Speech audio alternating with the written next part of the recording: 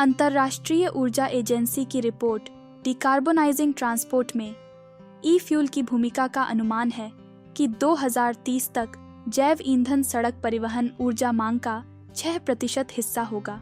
Report की मुख्य बातें: 2022 में लगभग सभी तरल जैव ईंधन का उपयोग सड़क परिवहन में हुआ, लेकिन 2030 तक इसमें मामूली कमी होकर 98% होने का अनुमान है।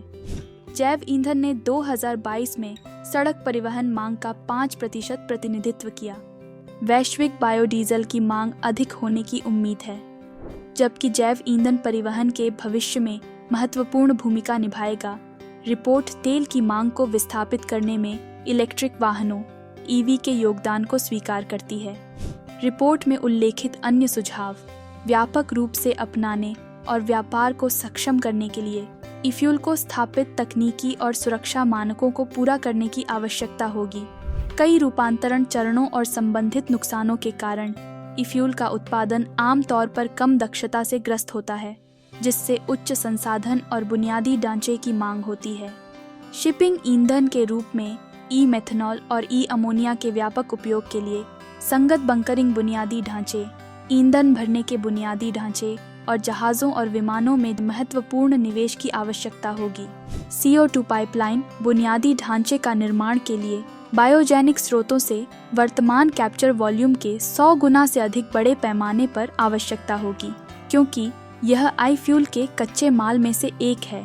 ई फ्यूल के केवल सार्थक जलवायु लाभ हैं यदि उनके उत्पादन के दौरान सख्त स्थिरता मानदंडों का पालन किया जाता है। ई फ्यूल दहन इंजन वाली कारों को बिजली देने के लिए संभावित रूप से कार्बन तटस्थ तरीका प्रदान करता है, जो कार्बन कटौती के प्रयासों में योगदान देता है। ई फ्यूल परिवहन क्षेत्र को डिकार्बोनाइजिंग करने में महत्वपूर्ण भूमिका निभा सकता है और एक हरित भविष्य के निर्माण में योगदान दे सकता है। आइए अब जानते हैं ई फ्यूल के बारे में। ई फ्यूल, जिसे इलेक्ट्रोफ्यूल के रूप में भी जाना जाता है, एक प्रकार का सिंथेटिक ईंधन है जिसका उपयोग वाहनों, जहाज़ों और हवाई जहाज़ों को बिजली देने के लिए किया जा सकता है। वे जीवाश्म ईंधन का एक स्थायी विकल्प है और मौजूदा बुनियादी ढांचे में इसका उपयोग किया जा सकता है। ई फ्यूल कैप्चर किए गए कार्बन डाइऑक्साइड या कार्बन मोनोऑक्साइड और स्थायी बिजली स्रोतों द्वारा विभाजित पानी से प्राप्त हाइड्रोजन से बनाए जाते हैं। यह प्रक्रिया एक उत्प्रेरक का उपयोग करके उच्च दबाव में CO2 के साथ जुड़ने के लिए हाइड्रोजन का उपयोग करती है। ई फ्यूल जलवायु तटस्थ हैं और इसका उपयोग परिवहन और हीटिंग बाजार में CO2 उत्सर्जन को कम करने के लिए किया जा सकता है।